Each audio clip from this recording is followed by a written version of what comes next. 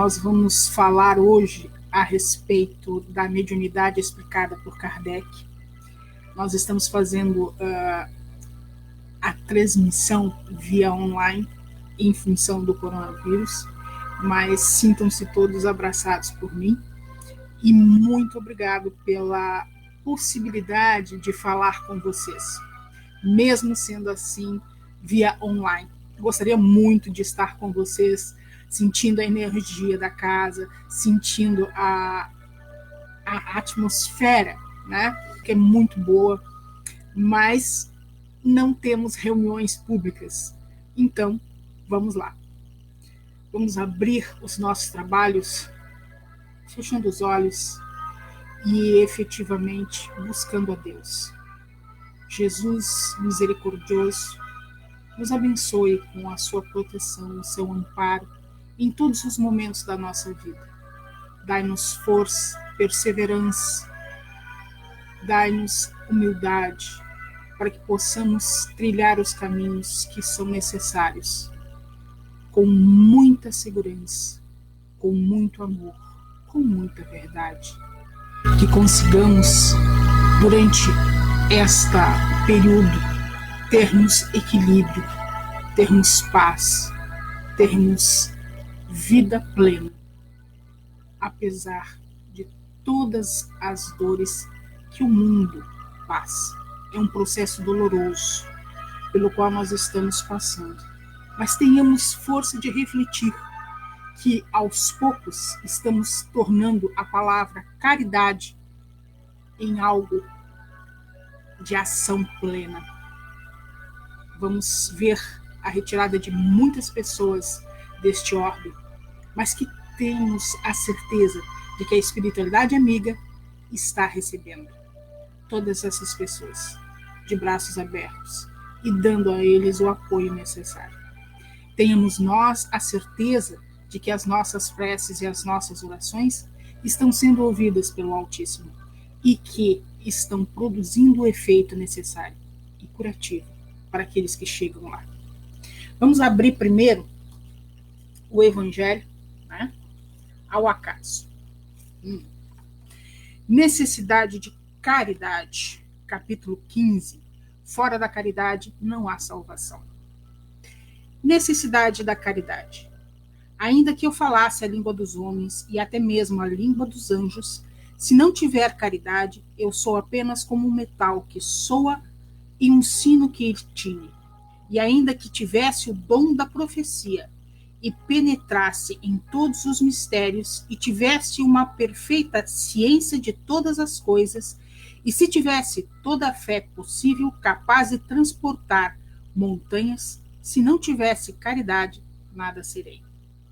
E quando tivesse distribuído meus bens para alimentar os pobres e houvesse entregado meu corpo para ser queimado, se não tiver caridade, tudo isso de nada me servirá. A caridade é paciente, é doce e benigna. A caridade não é invejosa, não é temerária e precipitada, não se enche de orgulho, não é desdenhosa, não procura seus próprios interesses, não se vangloria e não se irrita com nada, não suspeita mal, não se alegra com a injustiça e sim com a verdade. Tudo suporta, tudo crê, tudo espera e tudo sofre. Agora, estas três virtudes, a fé, a esperança e a caridade, permanecem, mas entre elas a mais excelente é a caridade. Paulo, primeira epístola aos Coríntios, capítulo 13, versículo 1 a 7 e versículo 13. O apóstolo Paulo compreendeu tão claramente esta grande verdade que lhe disse: ainda que eu tivesse a língua dos anjos e ainda que eu tivesse o dom da profecia e penetrasse em todos os mistérios, que ainda lhe tivesse toda a fé possível capaz de transportar montanhas, se não tivesse caridade, nada serei. Destas três virtudes, a fé e a caridade é a mais excelente, coloca assim como com clareza a caridade até mesmo acima da fé, porque a caridade está ao alcance de todos, do inculto, do sábio, do rico e do pobre, e independente de toda a crença particular, e faz mais, define a verdadeira caridade, mostrando-a não apenas na beneficência, como também no conjunto de todas as qualidades do coração, na bondade e na benevolência para com o próximo. Enfim, durante esse período de pandemia, nós estamos aprendendo a olhar para o outro, a ver o outro e a ver a nós mesmos. Porque às vezes a gente não conseguia fazer isso. Era tudo muito rápido. Nós não tínhamos tempo. Agora nos sobra tempo dentro desta parada obrigatória que nós tivemos. Vamos fazer a nossa reflexão. Ver como é que anda a nossa vida, como nós estamos nos comportando, o que estamos pensando, como estamos agindo. E vamos ser caridosos, conosco e com os outros. Porque a caridade é a luz que nos ilumina, que nos leva ao Altíssimo. É o primeiro passo para que a gente entenda o que é o amor. E hoje nós vamos compreender um pouquinho mais a respeito da mediunidade. A mediunidade explicada por Kardec. Nós fizemos um trabalho de estudo e de pesquisa para que a gente converse um pouquinho sobre isso, né? E aí a gente busca, né, na obra do Kardec as explicações a respeito da mediunidade. E a mediunidade não começa com o espiritismo, como alguns têm a visão, né? Ela é inerente à própria criatura humana. Encontramos no livro dos Vedas, dos indianos, no livro tibetano dos mortos e na própria Bíblia, todos com fenômenos mediúnicos dos mais variados possíveis, e aqueles indivíduos que as escreveram como instrumentos, por isso mesmo, são médiuns. Né? A gente pode ver que a mediunidade ela é um meio, né? Não é um compromisso do espiritismo. O espiritismo apenas estudou o fenômeno já existente, dando uma ética de comportamento para evitar as perturbações. Mas a mediunidade se apresentava, e ainda é vista por muitos, como uma forma sobrenatural. E ela não é. Ela é algo extremamente natural. Mas a mediunidade se apresentava, né, como alguma coisa extra. E não é. Ela é natural. Kardec coloca que no livro dos médiuns, né, que o espiritismo é experimental.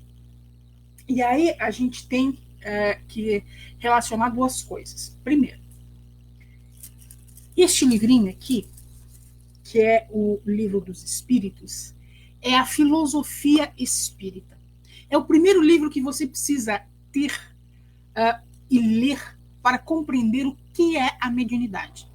Aqui estão as bases de todo o trabalho mediúnico, porque aqui está a filosofia espírita. Na realidade, o espiritismo tem a filosofia, a ciência e, por último, a religião. Esse é o tripé. E a ciência vem neste livrinho aqui, o Livro dos Médiuns. Ele é uma ciência experimental e ele vem demonstrar todo o mecanismo científico por trás do ato mediúnico, da transmissão, porque nós somos apenas meio, nós somos apenas quase como um rádio que está transmitindo. O médium é, assim, apenas um interlocutor. A instrução espírita né, é feita numa oficina, que a gente chama de reunião mediúnica. A comunicação com os espíritos, com o laboratório experimental. Né? Isso ocorre através do diálogo, tendo no médium como um meio, um transmissor de conteúdo. Os comunicantes relatam as suas aventuras e as suas desventuras, a fim de servir para nós, encarnados, de alerta. Não é para que a gente fique sabendo da vida do outro ou fique esmiuçando detalhes. É para nos alertar a não cometer os mesmos erros.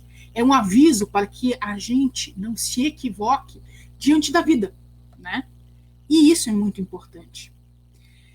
Se observarmos, por exemplo, no livro do Memórias de um Suicida, da Ivone Amaral Pereira, percebemos que é um convite à reflexão sobre as questões relacionadas ao suicídio.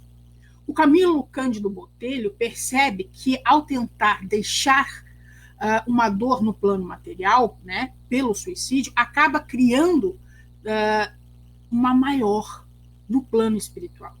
E é exatamente esse aviso que a reunião mediúnica é capaz de fornecer aos encarnados. As consequências das nossas ações e das nossas omissões no plano espiritual. A gente é um espírito momentaneamente encarnado. E tudo que nós fazemos aqui, nós temos consequência no plano espiritual. Nós hoje vivenciamos o que nós planejamos para nós na nossa encarnação passada. E hoje nós estamos construindo a nossa encarnação futura, né? Kardec abre o livro dos médiuns, que é este aqui, com a seguinte colocação. Aqui. Todos os dias, a experiência nos traz a confirmação de que as dificuldades e os desenganos com que muitos topam na prática do espiritismo se originam na ignorância dos princípios desta ciência. E como a gente se engana se a gente não tem o conhecimento deste livrinho e deste livrinho. É preciso que nós tenhamos conhecimento para desenvolver a mediunidade. Ela não é um bônus para que a gente seja apartada da vida e comece a viver com a espiritualidade. Não. Ela é um ônus. A mediunidade, ela vem como um princípio de trabalho mais efetivo, de raciocínio mais efetivo sobre quem eu sou neste mundo e por que eu vim aqui. O que eu estou fazendo e como eu estou fazendo. Porque através do contato com o plano espiritual, eu fico ciente de que a vida, ela continua, ela passa por diversos pontos, diversos ciclos, né? Mas ela sempre é constante e contínua. E tudo está eminentemente envolvido. O meu passado e o meu momento de agora. A mediunidade é uma faculdade natural do ser humano. Todos somos médiuns porque nós somos espíritos encarnados. Quando o espírito estrutura a matéria ao nascer, constrói o elemento interativo para se manifestar na criação material. O intangível que é o espírito, o princípio inteligente do universo, dá a sua mensagem através das infinitas formas da natureza, deste reino mineral, no reino vegetal, no reino animal, no reino hominial, no reino angelical, que podemos estudar na obra A Gênese, né? Deixa eu só aumentar um pouquinho aqui o volume, que eu tinha esquecido. Assim, né, a vida é uma permanente manifestação mediúnica do espírito, que por ela se projeta no plano material e adquire conhecimento e recolhe responsabilidades através dos seus atos e omissões perante a lei divina. E é por isso que nós temos diversas encarnações, porque ao mesmo tempo que nós vamos evoluindo, nós vamos reparando o que nós fizemos pelos nossos atos equivocados perante a lei divina, né? O ser humano é o produto da evolução que constitui, ou melhor, que constrói para si mesmo, né? Através das experiências vivenciadas e das consequências articuladas por si, para si e para os outros, né? No mecanismo de uma cadeia de causa e efeito. Somos o que fizemos de nós mesmos. Deus, em sua infinita bondade, nos deu a consciência e o livre-arbítrio, e com ela nós construímos a nossa trajetória como espírito que somos, ainda imperfeitos, na convivência com espíritos ainda imperfeitos. Então as nossas ranhuras, os nossos defeitos, eles acabam aparecendo dentro desta perspectiva de relacionamento. E é a partir deste embate, né, de defeitos é que nós crescemos, porque nós observamos, ou pelo menos deveríamos observá-los, né, e repará-los. Nascemos simples e ignorantes, simplicidade atômica e ignorância moral, mas evoluímos naturalmente com a velocidade que desejamos imprimir para nós mesmos, através do exercício pleno da lei do amor e da caridade. Aliás, não foi por acaso que a espiritualidade nos colocou exatamente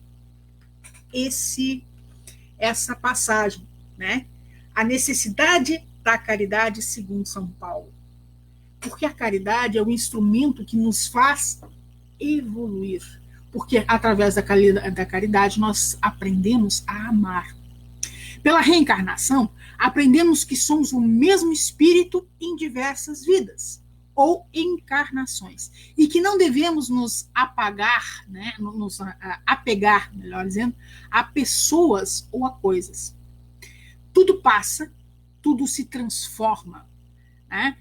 Se nós ficarmos diante de um rio de correnteza calma, se nós piscarmos o olho simplesmente, aquele rio, ao abrirmos o olho novamente, não é mais o mesmo, porque as águas passam. E é assim que é a vida. Tudo passa, tudo se transforma, tudo se renova. E nós precisamos nos renovar. Essa é a principal questão da nossa encarnação. Renovar os pontos que são necessários. E aí é preciso olhar para dentro. É preciso ver que somos espíritos e espíritos ainda imperfeitos. E trabalhar, através da reforma íntima, a nossa imperfeição, né? A única coisa que é constante, né, para nós é o amor, que nós começamos a vivenciar pela paixão, né? E a paixão, ela é uma forma egoísta de amar, mas é um princípio, porque todos nós temos esta fagulha dentro de nós, do amor.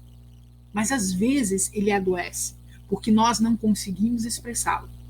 A paixão é a posse, né, do ser ou da coisa que a gente ama, só para nós. Nós não queremos dividir, sem o interesse ou a vontade, né, de fazer com que esta coisa seja dividida, conviva com outras pessoas. A gente quer só para a gente. E aí é uma forma doente, é uma forma egoísta, né?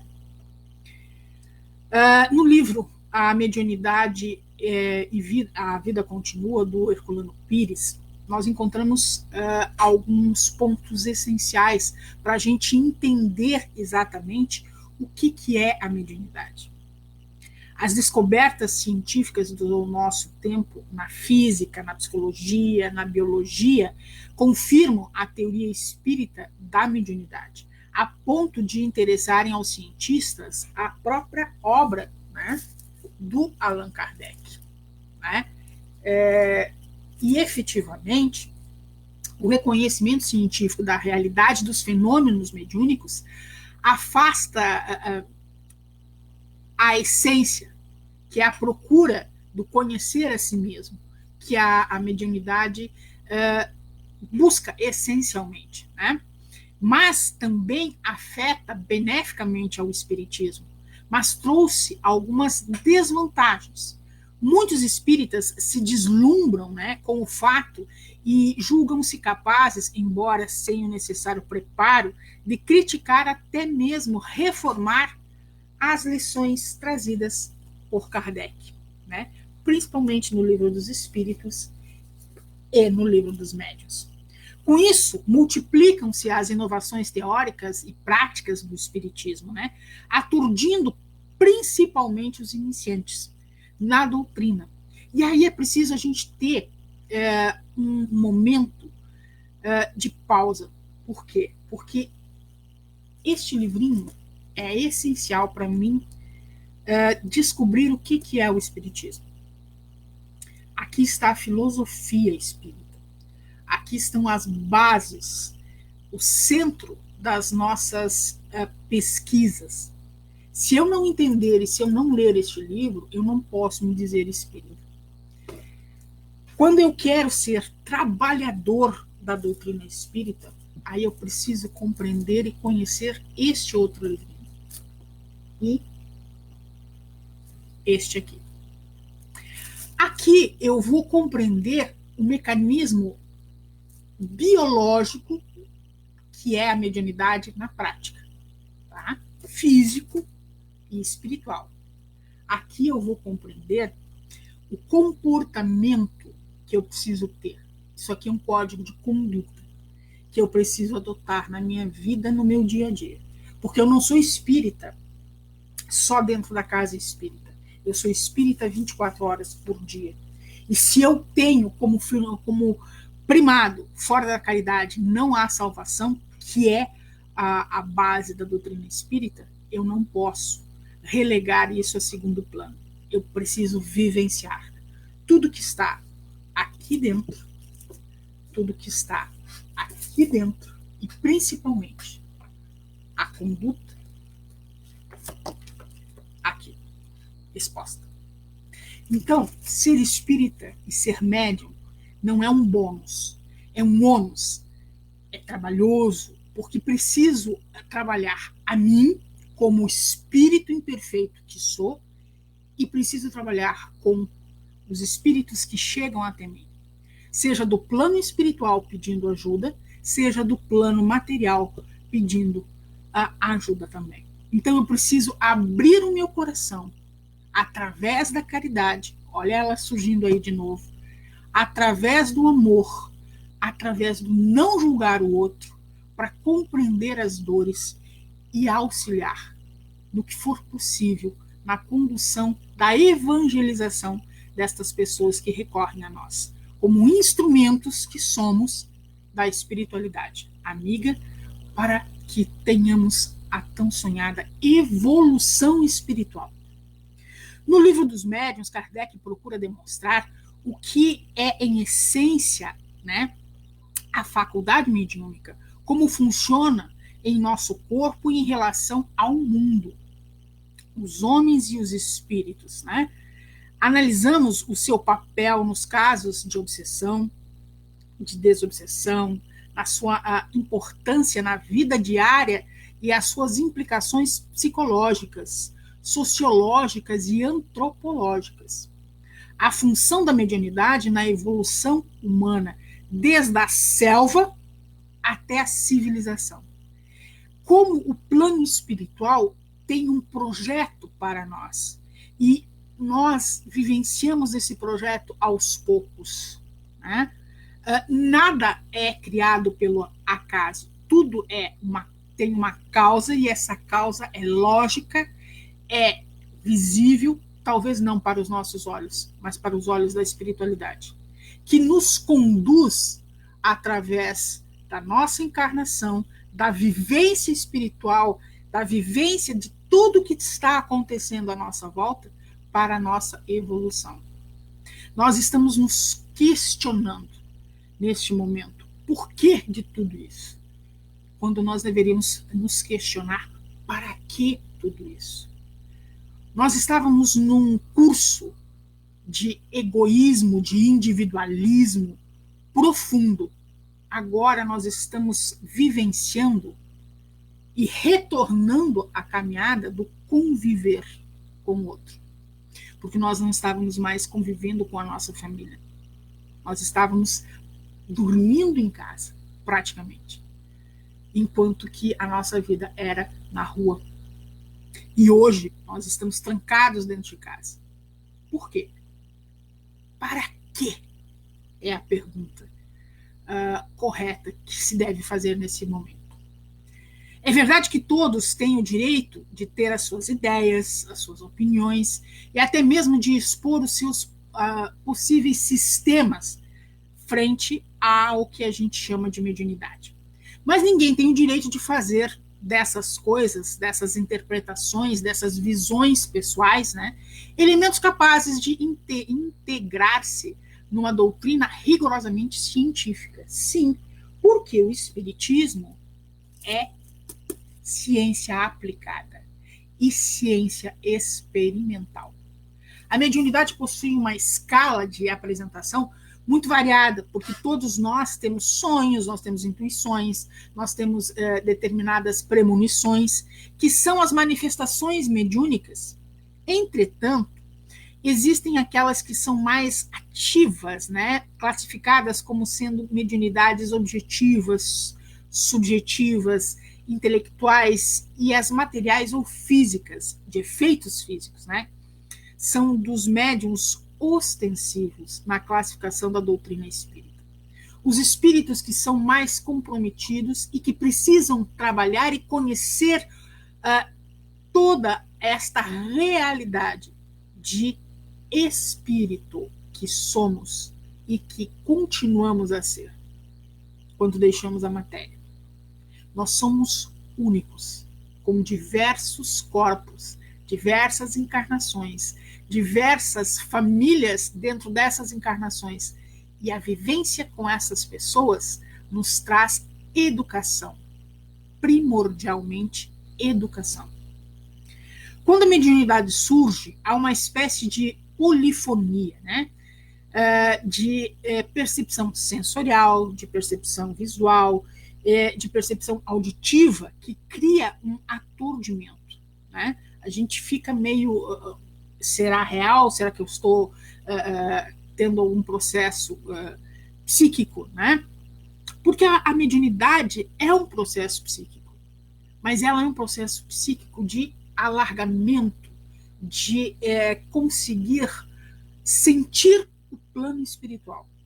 E isso nos causa, a princípio, medo, sim. Em segundo plano, temor, porque às vezes a gente vê o que não gosta de ver, mas que é uma realidade, e nos torna capazes de auxiliar.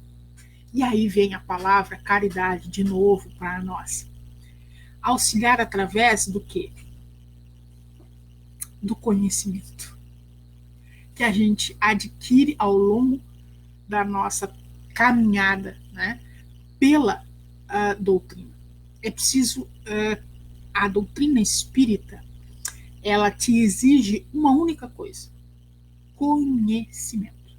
Conhecimento de si, para saber o que é seu e o que não é seu, da reação que você tem e da manifestação que você, às vezes, profere, para separar o que é seu e o que não é seu, e conhecimento deste mecanismo de como fazê-lo, de como filtrá-lo, de como auxiliar através da palavra, da escrita, da visão, da audição, né?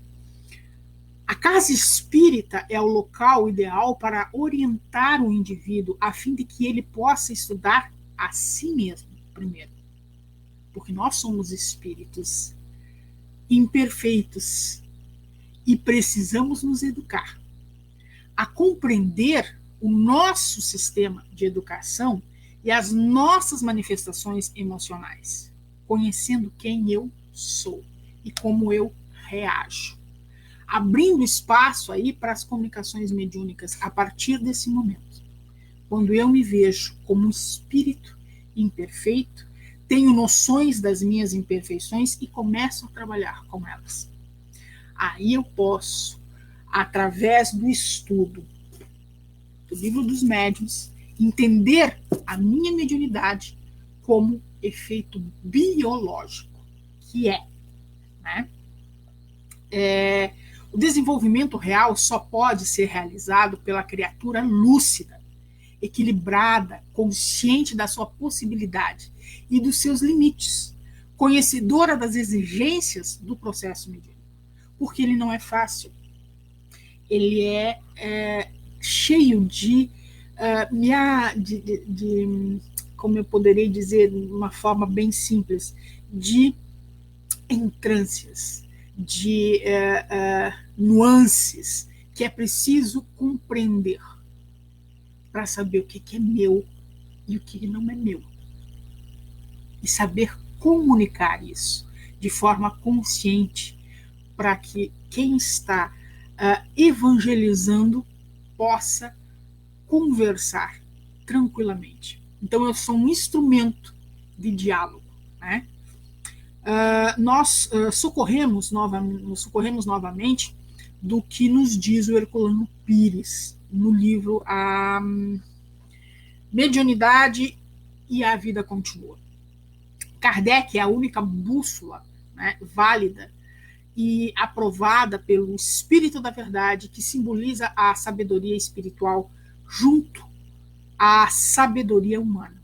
Os que não compreendem a necessidade, né, dessa conjugação para o trato eficaz dos problemas espirituais não estão aptos a tratar de espiritismo. Enganam-se a si mesmos, se consideram mestres do que não conhecem. E aí, volto à questão do conhecimento desses dois livros ser o ponto básico para o desenvolvimento mediúnico, né? O Espiritismo é uma doutrina que abrange todo o conhecimento do ser humano, acrescentando ainda mais uma dimensão espiritual que lhe falta para a visualização da realidade total. E o médium, ele tem esta visualização, ele tem essa percepção visual, auditiva, mecânica, né? Às vezes com a escrita, com a fala. O mundo é o seu objeto, né? A razão é o seu método e a mediunidade é o seu laboratório. Então, o médium, quer dizer medianeiro, é intermediário. Ele é meio de dois mundos, do mundo material e do mundo espiritual. Mediunidade é uma faculdade humana, natural, pela qual se estabelecem as relações entre o homem e os espíritos. Não é um poder oculto que possa desenvolver através das práticas e de rituais, né?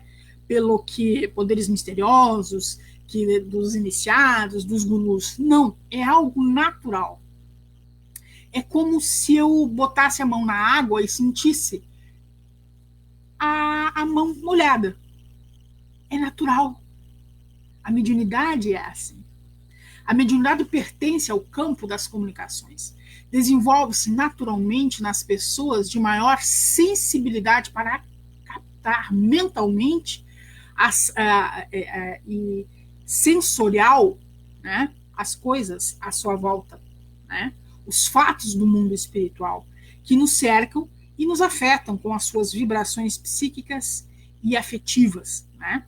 Da mesma forma que a inteligência e as demais faculdades humanas. A mediunidade se desenvolve através de um processo de relação, né? Geralmente, o seu desenvolvimento é cíclico, ou seja, se processa em etapas sucessivas, constantes e contínuas na nossa vida. O primeiro ciclo ocorre com a criança, né? Por assim dizer, a criança tem a mediunidade à flor da pele, mas ela é resguardada pela influência benéfica e controladora dos espíritos protetores, né? Que nas religiões católicas chamam de anjos da guarda, né? Nessa fase infantil, as manifestações mediúnicas são mais de caráter anímico. A criança projeta a sua alma nas coisas e nos seres que a rodeiam, recebem as intuições, as orientações dos seus protetores. Às vezes, vêm e denunciam a presença de espíritos, né?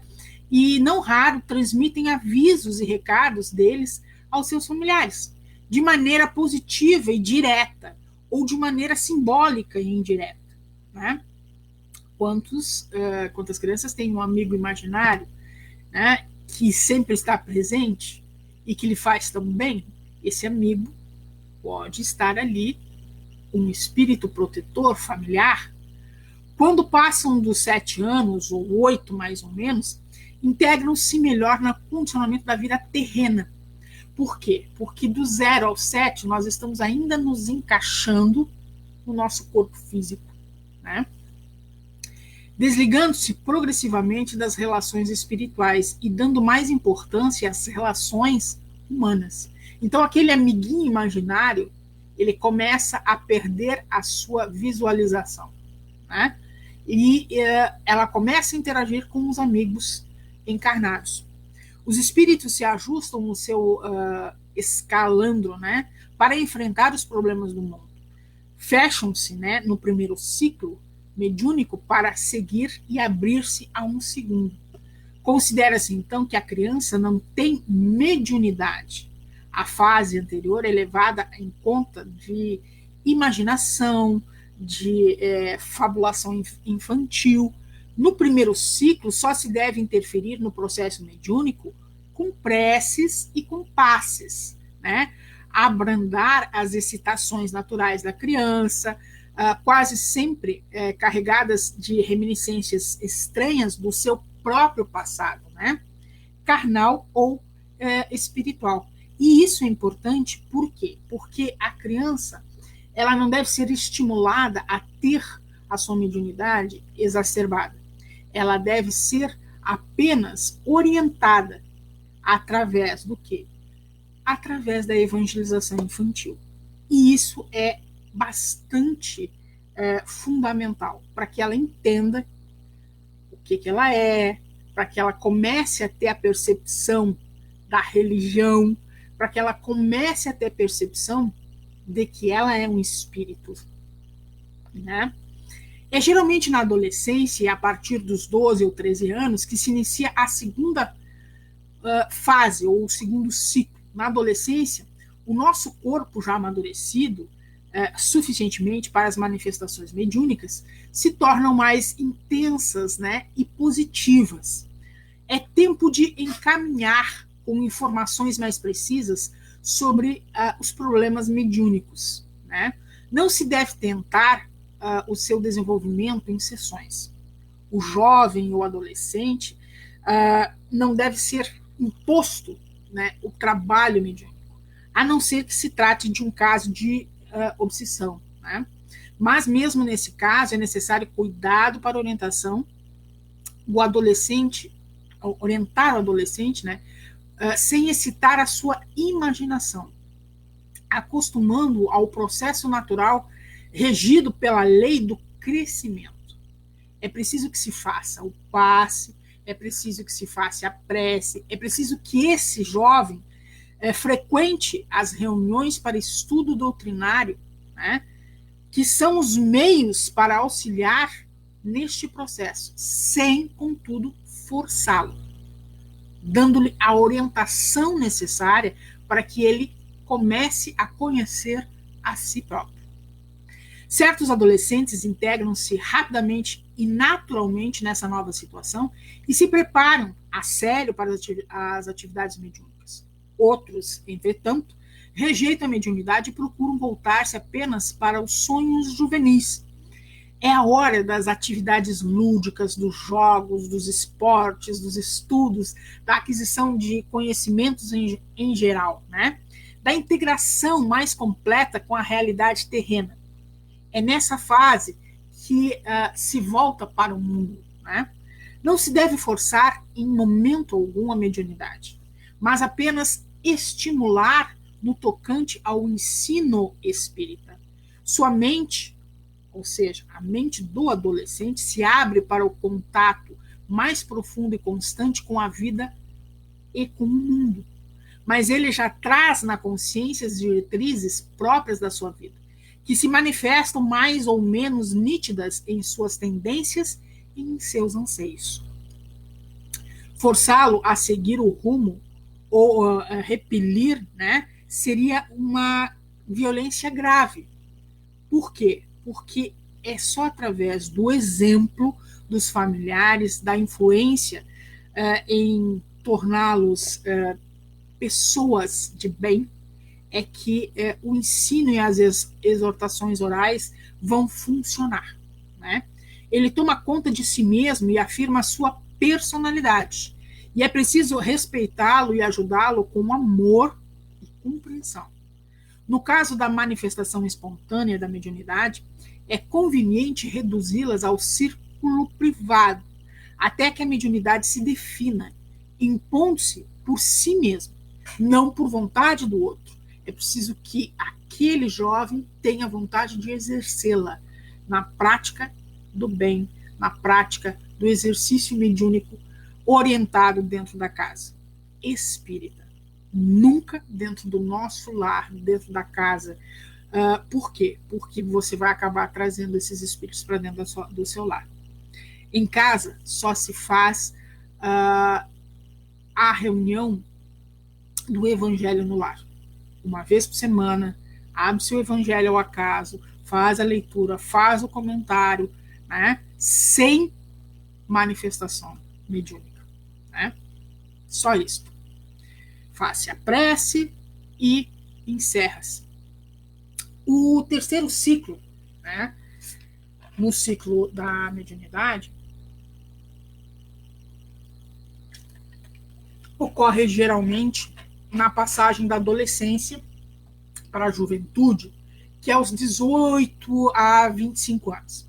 É o tempo nesta fase dos estudos sérios do espiritismo e da mediunidade, bem como da prática mediúnica livre nos centros e grupos espíritas. Se a mediunidade não se definiu devidamente, não se deve ter preocupações. É necessário que se tenha tempo para que a mediunidade seja maturada. Nós não devemos forçar a entrada dessa pessoa num círculo mediúnico, né, numa reunião mediúnica. É preciso que ela estude, que ela literalmente conheça o seu papel como medianeiro e saiba trabalhar com a sua mediunidade antes de entrar para dentro de uma reunião mediúnica.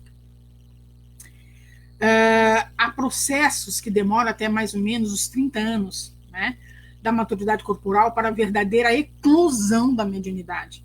Basta mantê-lo em ligação com a atividade espírita, sem forçá-lo. Se ele não revela nenhuma tendência à mediunidade, o melhor é dar-lhe apenas acesso às atividades sociais e assistenciais da casa. Por quê? Porque a mediunidade ostensiva, ela não é algo comum. É algo que alguns têm. Mediunidade todos temos, porque somos espíritos na condição de almas. Mas mediunidade de trabalho, que é a mediunidade ostensiva, alguns apenas têm.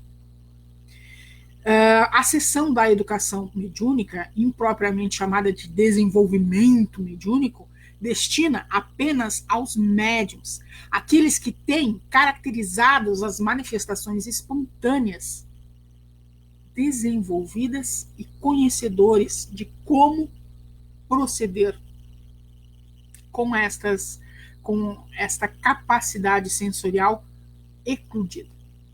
Há ainda o quarto tipo, ou o quarto ciclo, né, correspondente à mediunidade que só se apresenta após a maturidade, na velhice ou próximo ao desencarne. Trata-se de manifestações que se tornam possíveis devido à condição da idade, do enfraquecimento físico, biológico, permitindo mais facilmente a expansão da energia perispírita, né, do próprio perispírito.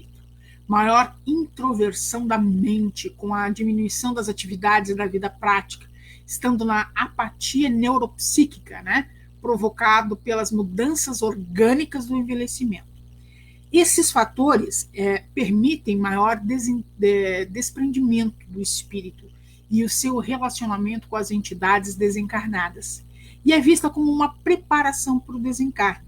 Não que isso seja rápido, às vezes dura 20, 30 anos. Restringe-se ao fenômeno da vidência, da comunicação oral, da intuição, da percepção sensorial e psicográfica, né? Embora seja uma preparação durante os quais o espírito se adapta aos problemas espirituais com que não se preocupava antes, né? Esses fatores comprovam o conceito de mediunidade como um simples ou como uma simples modalidade de relacionamento homem-espírito. Kardec lembra que o fato de o espírito estar encarnado, né, não o priva do relacionamento com os espíritos libertos ou no plano espiritual. Da mesma forma, né, ou da mesma maneira, né, que um cidadão encarcerado pode conversar com uma pessoa que está liberta, né, está livre. Na verdade, a potencialidade mediúnica nunca permanece letárgica ou parada, né, estanque. Muito pelo contrário. Ela se atualiza com mais frequência do que nós supomos. Passa de potência para um ato diverso em momentos da vida, através dos pressentimentos, das percepções extrasensoriais que atribuímos à imaginação ou à lembrança e assim por diante, né? Nós vivemos mediunicamente entre dois mundos e em relação permanente com as entidades espirituais. Nós somos espíritos, lembre-se disso. Quando nós dormimos, né, nós vamos para o plano espiritual naturalmente. E às vezes a gente volta com a sensação de que a gente não dormiu, é porque a gente foi para regiões um pouco mais densas, um pouco mais pesadas.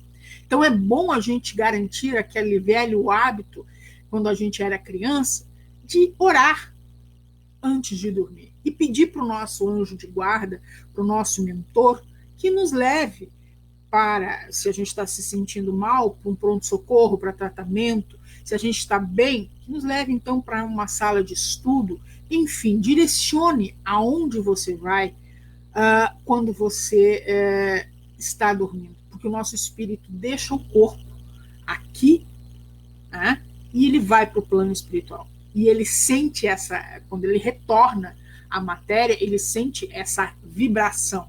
Se é leve, ele se refaz, a gente se sente muito bem. Se é densa, se é pesada, né? Aí a gente levanta com aquelas dores, aqueles problemas que parece que a gente não dormiu, né? Durante o sono, como Kardec provou através da pesquisa ao longo de mais de 10 anos, desprendemos-nos do corpo que reposa e passa para o plano espiritual. Nos momentos de ausência psíquica, da distração, do cochilo, distanciamos-nos do corpo repetidamente. E ele retorna como um pássaro que voa e volta para o ninho. A psicologia procura explicar esse lapso fisiologicamente, mas a reação orgânica a que atribui o fato não são a causa, e sim o efeito de um ato mediúnico de afastamento do espírito do próprio corpo. E a gente sente a vibração do local para onde a gente vai. Por isso, é necessário que a gente faça a nossa oração antes de dormir. A busca científica de uma essência orgânica da mediunidade nunca deu nem dará resultado. Por quê? Porque a mediunidade tem a sua essência na liberdade do espírito. Chegando a este ponto, podemos colocar o problema em termos mais precisos, né? A mediunidade é a manifestação do espírito através do corpo. No ato mediúnico, tanto se manifesta o espírito do médium, como um espírito ao qual ele se liga, atende e serve. O problema mediúnico consiste, portanto, em simples disciplina nas relações espírito-corpo. E é o que chamamos de educação mediúnica. As ligações feitas no nosso perispírito para dar vazão às causas, ao movimento, ao pensamento, ao sentimento e às dores de um espírito. Nós não saímos do nosso corpo, nós apenas recebemos a ligação em certos pontos do nosso perispírito para dar vazão ao conteúdo que este espírito precisa, né?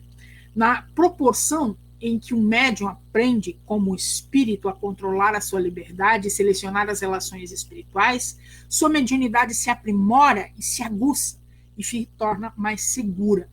Assim, o bom médium é aquele que o mantém sempre o equilíbrio psicofísico e procede na vida de maneira a criar para si mesmo um ambiente espiritual de moralidade, de amor, de respeito ao próximo. A dificuldade maior está em se fazer o médium compreender que, para tanto, não precisa tornar-se um santo, mas apenas um homem de bem. E não é por acaso que a gente encontra aqui, né, um capítulo chamado Homem de Bem. É um conteúdo que a gente precisa raciocinar sobre cada frase e tornar um exercício prático da nossa vida. Os objetivos da santidade, perseguidos por várias religiões através de milênios, gerou no mundo uma expectativa incômoda para todos que se dedicam aos problemas espirituais. Ninguém se torna santo através da sufocação de poderes visíveis do homem e a adoção de um comportamento social de aparência piedosa. Nós não precisamos ter aparência de caridade, nós precisamos ser caridosos de verdade, né?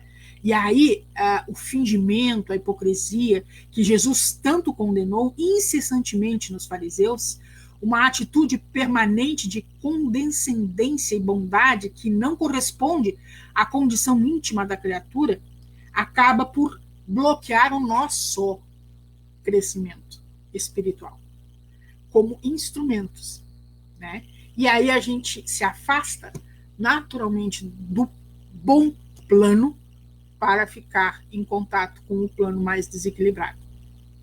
O médium deve ser espontâneo, natural, uma criatura humana normal, que não tem motivos para se julgar superior aos outros.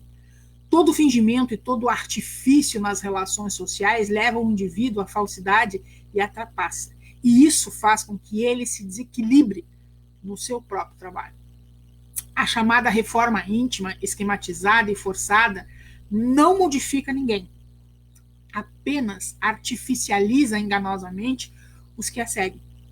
E aí vem o grande problema do médium achar que ele conhece, mas não pratica. E aí a coisa complica. As mudanças interiores da criatura decorrem da sua experiência na existência.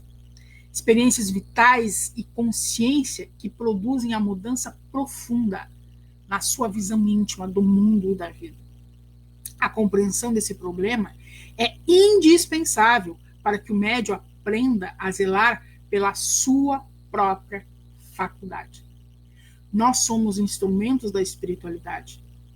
Ela não necessita de nós. Somos nós que necessitamos dela para evoluirmos, para conseguirmos aprender a nos educar de melhor forma, para que sejamos instrumentos melhores, mas principalmente espíritos melhores. Nós precisamos ser melhores. E a transformação só ocorre mediante uma coisa: reforma íntima. Nos vermos como somos e atacarmos os nossos pontos de dissidência, de discórdia, de erro. É preciso que nós tenhamos consciência de que somos espíritos imperfeitos e que trabalhamos e nos relacionamos com espíritos também imperfeitos. Dentro desta imperfeição, nós vamos vendo e interagindo e crescendo. É através dos relacionamentos que nós construímos ou estacionamos. Então, o médium é aquele que trabalha e se relaciona transformando a si e ao outro.